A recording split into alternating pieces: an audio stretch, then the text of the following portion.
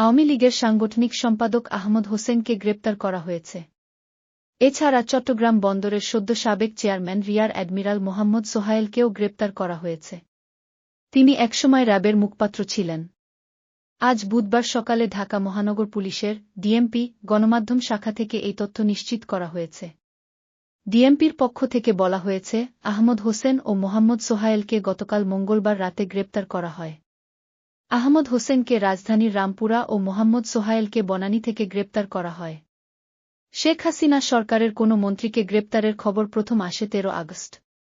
সেদিন সাবেক আইনমন্ত্রী আনিসুল হক এবং সাবেক প্রধানমন্ত্রীর বেসরকারি শিল্প ও বিনিয়োগ বিষয়ক উপদেষ্টা সালমান এফ রহমানকে ঢাকার সদরঘাট এলাকা থেকে গ্রেপ্তারের কথা জানায় ঢাকা মহানগর পুলিশ।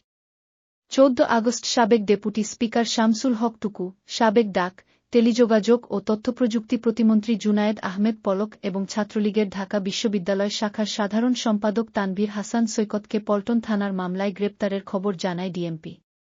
16 আগস্ট সাবেক পানিসম্পদমন্ত্রী ও আওয়ামী লীগের সাবেক সংসদ সদস্য রমেশ চন্দ্র সেন, মেজর জেনারেল জিয়াউল আহসান, সাবেক সমাজ কল্যাণমন্ত্রী দীপু মনি ও সাবেক যুব ও ক্রীড়া উপমন্ত্রী আরিফ খান জয়কে গ্রেপ্তার করে পুলিশ।